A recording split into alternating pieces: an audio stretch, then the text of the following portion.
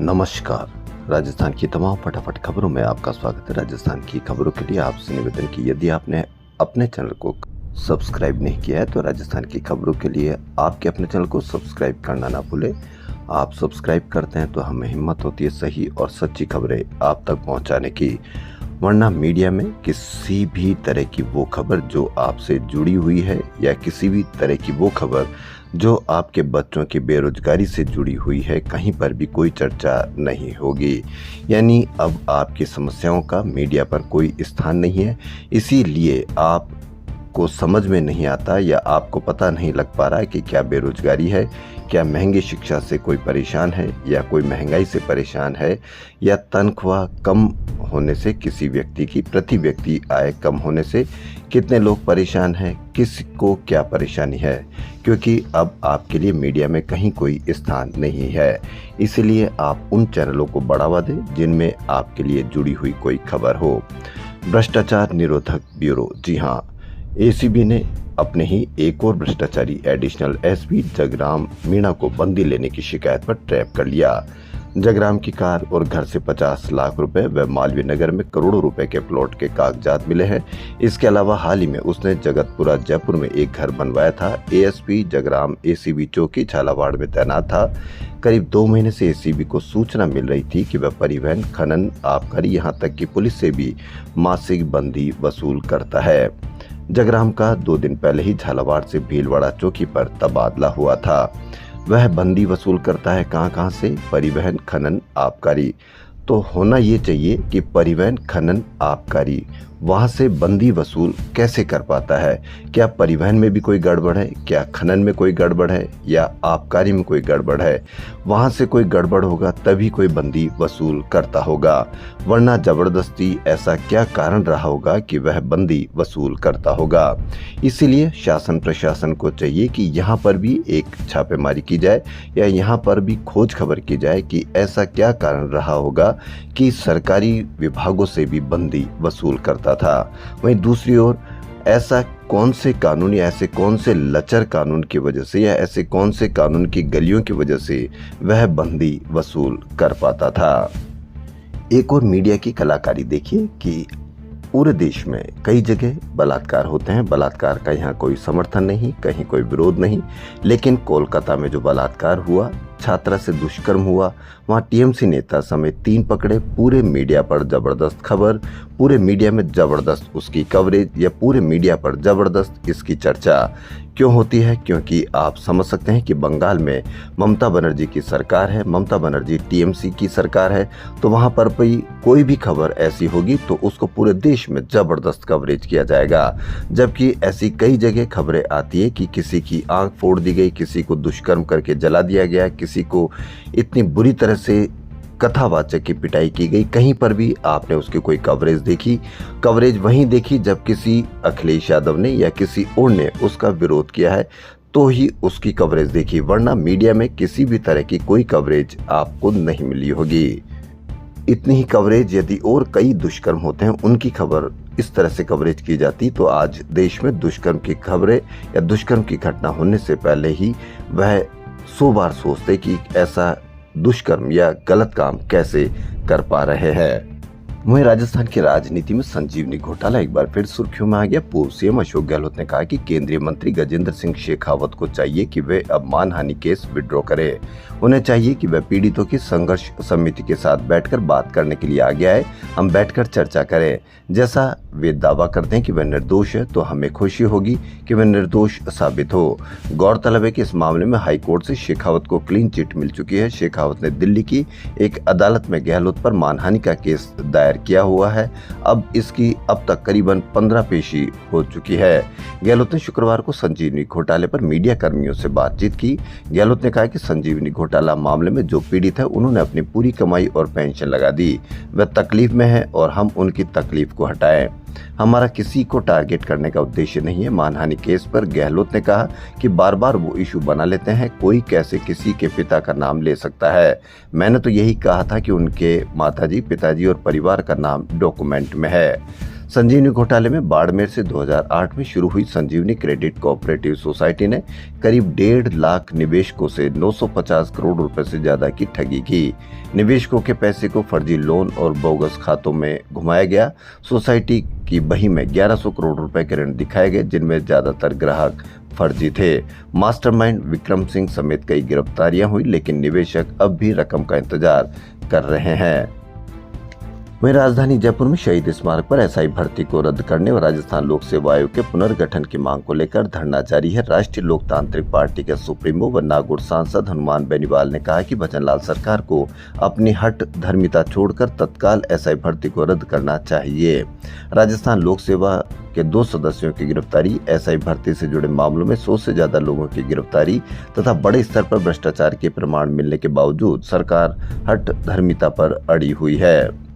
वहीं नेता प्रतिपक्ष टीकाराम जूली ने कहा कि भिवाड़ी से लेकर अलवर तक सफाई के ठेकों में भ्रष्टाचार चरम पर पहुंच चुका है। जिस प्रकार भिवाड़ी में सफाई का बजट बढ़ाया और अब अलवर में बढ़ाया जा रहा है, इसमें बड़े स्तर पर भ्रष्टाचार स्पष्ट नजर आ रहा है। सरकार एक और सफाई के बजट में बेतहाशा वृद्धि कर रही है, जबकि पुराने बजट का उपयोग नहीं कर पा रहे।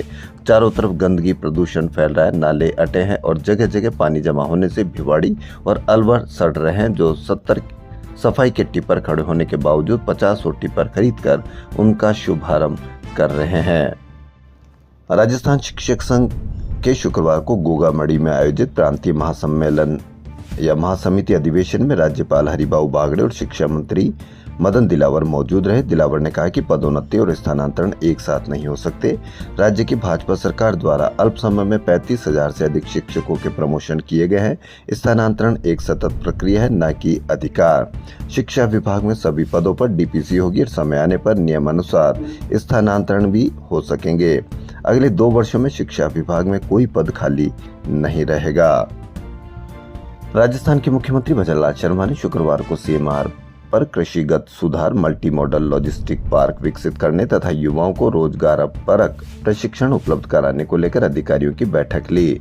मुख्यमंत्री ने कहा कि प्रदेश की आधारभूत संरचना, शिक्षा, कृषि और उद्योग क्षेत्र में नवीनतम तकनीक का उपयोग करते हुए ठोस और दीर्घकालिक बदलाव ला रहे हैं। उन्होंने कहा कि कृषि में एआई के उपयोग से किसानों की उत्पादकता बढ़ेगी, युवा अत्याधुनिक प्रशिक्षण प्राप्त कर रोजगार परक बनेंगे तथा निवेश अनुकूल औद्योगिक वातावरण से प्रदेश में उद्योग के परिदृश्य में अभूतपूर्व सकारात्मक बदलाव आएगा। मुख्यमंत्री ने कहा कि खेती में एआई को बढ़ावा देने के लिए हमने इस वर्ष के बजट में centre for excellence of artificial intelligence in agriculture की स्थापना की घोषणा की है। डीजीपी का नाम तय करने के लिए शुक्रवार को यूपीएससी में बैठक हुई। इसमें वरिष्ठता के आधार पर राजीव शर्मा, राजेश निर्वाण और संजय अग्रवाल का नाम शॉर्टलिस्ट कर लिया गया है। सरकार 1-2 दिन में डीजीपी की घोषणा कर देगी। डीजीपी यूआर साहू की आरपीएससी चेयरमैन बनाने के बाद 10 जून से ACB DG doctor Ravi Prakash Mehra के पास डीजीपी का अतिरिक्त प्रभार है। कार्मिक विभाग ने राजीव शर्मा, राजेश निर्वाण, संजय अग्रवाल, गोविंद गुप्ता, राजेश आर्य, अनिल पालीवाल, आनंद श्रीवास्तव का नाम भेजा था। राजस्थान में राजनीति में कन्हैयालाल हत्याकांड एक जबरदस्त तरीके से चुनावी माहौल था। चुनावी माहौल के कारण ही हो सकता हो कि कांग्रेस को हार मिली हो। उदयपुर के कन्हैयालाल टेलर नरशंस हत्याकांड को आज 3 साल होंगे, लेकिन इन 3 सालों में केस की ट्रायल बहुत धीमी गति से आगे बढ़ रही है। सुनवाई करने वाली एनआई मामलों की कोर्ट में 1.5 महीने से जज ही नहीं है। केस की सुनवाई लिंक कोर्ट के भरोसे चल रही है। हालात यह है कि केस की ट्रायल शुरू होने के 15 महीने में 40 पेशी हो चुकी है, पर एनआईए 166 में से 6 गवाहों की ही गवाही करा पाया है। इनमें कन्हैयालाल का बेटा भी शामिल है। अब देखना यह है कि 2-3 साल और लग सकते हैं और 2-3 साल लगेंगे तो फिर चुनाव आएंगे और चुनाव में फिर कन्हैयालाल हत्याकांड का जबरदस्त प्रचार प्रसार होगा। लेकिन कन्हैयालाल के बच्चों को कब तक न्याय मिलेगा, क्योंकि न्याय में देरी भी अन्याय है। ये भास्कर की बड़ी खबर। सरदार शहर में सभापति राजकरण चौधरी के विरुद्ध पेश किए गए अविश्वास प्रस्ताव पर शुक्रवार को सुबह 11 बजे बैठक बुलाई गई थी। चर्चा के बाद वोटिंग होनी थी, लेकिन 1 बजे निर्वाचन अधिकारी मंगलाराम पूनिया की तबीयत खराब हो गई और उन्हें अस्पताल में भर्ती कराया गया। नेक्सा एवरग्रीन चिटफंड घोटाला 2700 करोड़ रुपए का आंका गया, जबकि कैश लेन देन को मिलाकर यह 10,000 करोड़ रुपए का है। 40,000 निवेशक और बड़ी संख्या में रिटायर्ड सैनिकों ने निवेश किया है। घोटाले में संचालकों और 100 मुख्य कलेक्शन एजेंटों को बचाने के लिए पुलिस पर 500 करोड़ रुपए का वसूली का आरोप है। शिकायत ईडी को भी भेजी गई है। ईडी जल्द जांच शुरू करेगी। ये शिकायत तब हुई जब ईडी ने नेक्सा एवरग्रीन से जुड़े लोगों के 22 ठिकानों पर छापेमारी की थी। शिकायतकर्ताओं का दावा है कि जांच में कई चेहरे बेनकाब होंगे। इस केस में कंपनी संचालकों से पुलिस ने बड़ी राशि ली थी। कंपनी के 100 प्रमुख एजेंटों से राशि वसूली गई थी। इसी कारण से आज जिस प्रकार से एसीबी ने पकड़ा है, उसी प्रकार से लोग पुलिस भी बड़ी राशि वसूलते हैं। 500 करोड़ रुपए वसूली का आरोप है। तो खासकर की बड़ी खबर, गुजरात हाईकोर्ट ने 2013 के दुष्कर्म केस में उम्र कैद की सजा काट रहे आसाराम की अंतरिम जमानत 7 जुलाई तक बढ़ा दी है। कोर्ट ने यह फैसला शुक्रवार को सुनवाई के दौरान लिया। आसाराम को मेडिकल आधार पर 28 मार्च को 3 महीने की अंतरिम जमानत दी गई थी, जो 30 जून को खत्म हो रही थी। कोर्ट ने यह राहत इसलिए दी ताकि आसाराम के वकील जरूरी दस्तावेज कोर्ट में पेश कर सके। मामले की अगली सुनवाई 2 जुलाई को होगी। जयपुर एयरपोर्ट पर शुक्रवार को पुणे जाने वाली फ्लाइट घंटों लेट रही, जिसकी वजह से यात्रियों को परेशानी का सामना करना पड़ा। एयरपोर्ट से मिली जानकारी के अनुसार मामला स्पाइस जेट की फ्लाइट संख्या SG1077 का है। यह फ्लाइट जयपुर से सुबह 5:05 पर पुणे जाती है, लेकिन शुक्रवार को फ्लाइट संचालन के कारणों की वजह से 10:30 बजे रवाना हुई। कहीं भी कोई यात्री परेशान होता रहे, कहीं कोई फर्क नहीं पड़ता। ऐसा क्यों होता है कि इतने घंटे लेट होती है? कि क्या फ्लाइट्स कंपनियों को चाहिए कि उनके जगह किसी दूसरी फ्लाइट को भेज करके उनको राहत दी जा सके, लेकिन कहीं कोई शिकायत का कहीं कोई असर नहीं। राजस्थान के सरकारी कॉलेजों में सत्र 2025-26 में यूजी स्तर पर प्रथम सेमेस्टर में प्रवेश के लिए ऑनलाइन आवेदन 3 जुलाई तक कर सकते हैं। आयुक्तालय की ओर से जारी आदेश के अनुसार कॉलेज द्वारा ऑनलाइन सत्यापन 5 जुलाई, अंतिम वरीयता सूची 7 जुलाई को और फीस जमा कराने की तिथि 11 जुलाई को है। डॉक्टर भीमराव अंबेडकर विधि विश्वविद्यालय जयपुर की ओर से सत्र 2020-21 में बीए, एलएलबी, बीबीए, एलएलबी में प्रवेश लेने वाले का 9वां सेमेस्टर परीक्षा का शेड्यूल जारी कर दिया गया है। राजधानी जयपुर में मानसून की बारिश का दौर जारी है। 24 घंटों में शहर के कई इलाकों में रुक रुक कर बारिश होती रही। मौसम विभाग के अनुसार 24 घंटों में 13.2 मिलीमीटर बारिश रिकॉर्ड हुई। सांगानेर, प्रतापनगर, जगतपुरा, टोंक रोड सहित कई इलाकों में 20 मिनट तक तेज बारिश का दौर चला। जयपुर से ये दुखद खबर, फंदा एक, लाशें 2, पहले पत्नी झूली, उसे उतारकर पति भी झूल गया होगा। मोहना थाना इलाके में दादू दयाल नगर स्थित एक फ्लैट में शुक्रवार शाम को एक बैंक कर्मी व उनकी पत्नी का शव मिलने से सनसनी फैल गई। सूचना पर पहुंची पुलिस थाना मोहना ने पुलिस व एफएसएल टीम ने घटनास्थल से साक्ष्य जुटाए। इसके बाद परिजनों को सूचना देकर दोनों शवों को पोस्टमार्टम के लिए महात्मा गांधी अस्पताल भिजवाया। कभी पुलिस हिरासत में मौत, कभी इस तरह की आत्महत्या, कहीं पर भी कहीं कोई ऐसी चर्चाएं क्यों नहीं हो पा रही है कि इस तरह की आत्महत्याओं के केस क्यों बढ़ते जा रहे हैं। दोनों के 8 और 11 साल की 2 बेटियां हैं। अब देखना यह है कि उनकी बच्चियों का किस तरह से जीवन निकलेगा। क्या माता पिता को इतना भी सोचना नहीं चाहिए था? कुछ दिन पहले हवालात में भी एक व्यक्ति की मौत हुई थी, आत्महत्या की थी। उसके भी बहुत छोटी बच्ची थी, 2 बच्चियां थी। उनका भी जीवन किस तरह से निकलेगा? यह माता पिता जो इस प्रकार का कदम उठाने का प्रयास करते हैं या प्रयास करने की सोच रहे हैं, उनको सबसे पहले ये देखना चाहिए कि उनके बच्चों का जीवन किस तरह से निकलेगा। और जब आप में इतनी हिम्मत है कि आप आत्महत्या कर सकते हैं, तो आप अपने जीवन को, संघर्ष को तो आप कर ही सकते हैं, संघर्ष कर ही सकते हैं। फिर इस तरह का मूर्खतापूर्ण कदम किस तरह से आप उठा सकते हैं? जिला उपभोक्ता आयोग जयपुर चतुर्थ ने खरीदे गए सामान के साथ दिए गए प्रचार कैरी बैग की राशि ग्राहक से वसूलने को अनफेयर ट्रेड प्रैक्टिस करार दिया है। वहीं विपक्षी विक्रेता ओम शिव गोरक्षक बेबी सेंटर पर 25,000 रुपए का हर्जाना लगाया है। इस प्रकार यदि आपको सामान के साथ दिए कैरी बैग की राशि ग्राहक से वसूलना अनफेयर ट्रेड प्रैक्टिस होता है, तो इसका एक सबसे बड़ा उपाय है कि आप यदि उपभोक्ता में जाएं तो बहुत अच्छा होगा।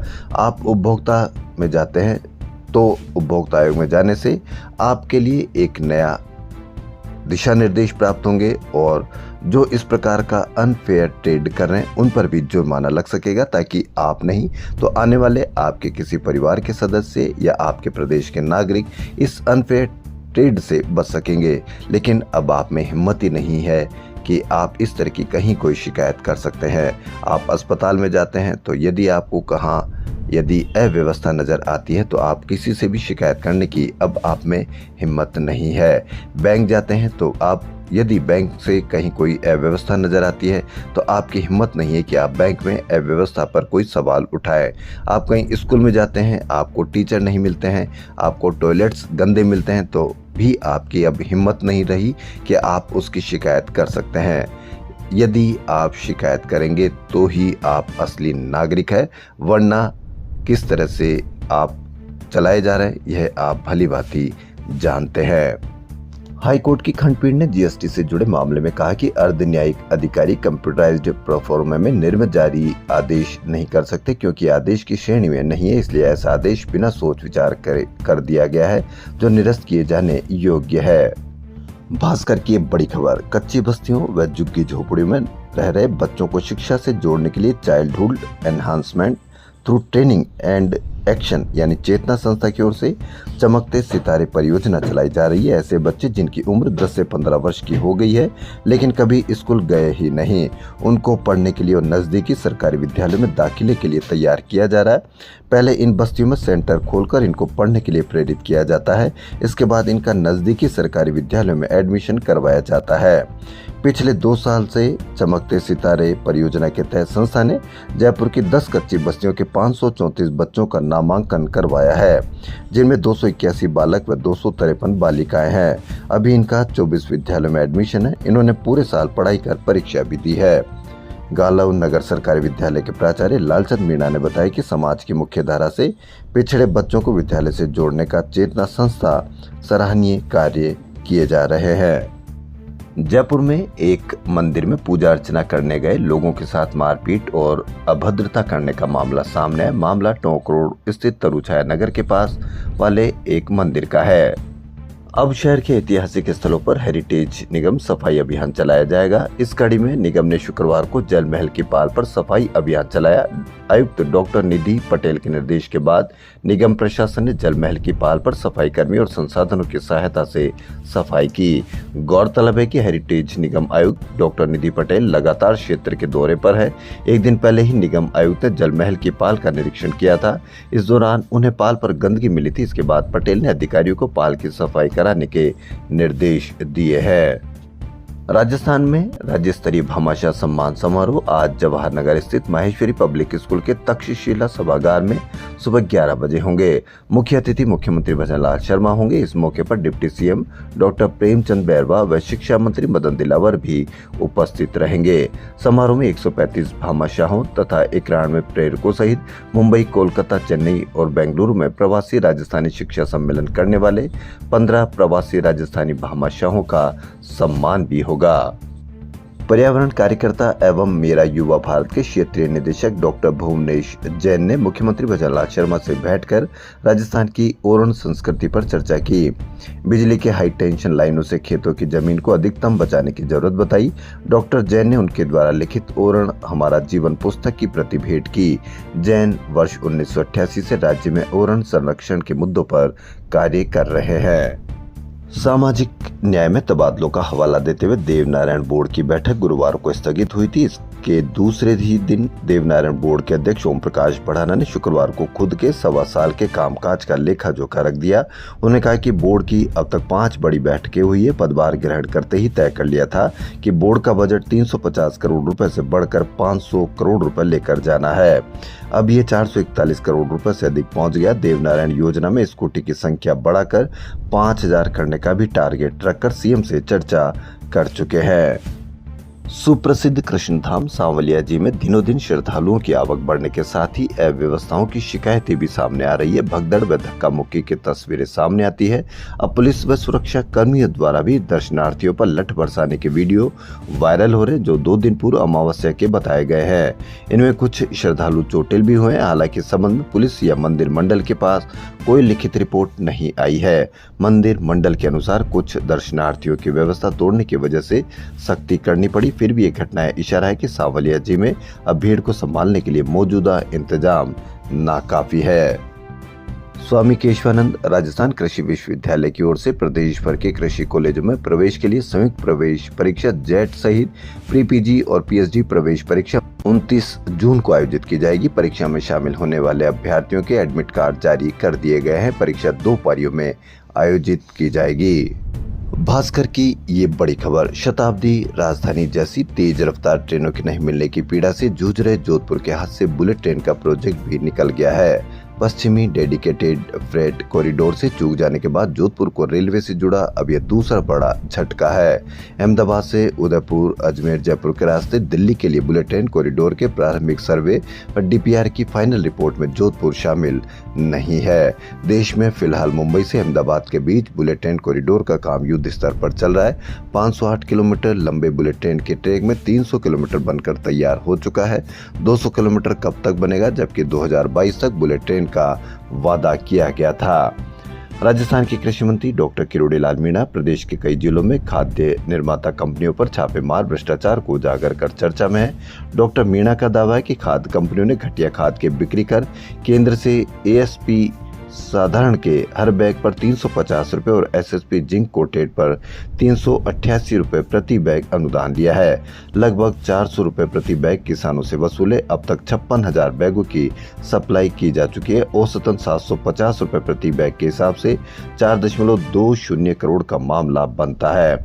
अमानक खाद बनाने वालों को सजा दिलवा कर रहूं, तब तक ऑपरेशन डिकॉय जारी रहेगा, ये कहना है डॉक्टर किरोड़ी लाल मीणा, जिन्होंने कृषि कंपनियों पर छापे मारकर चर्चा में आए थे।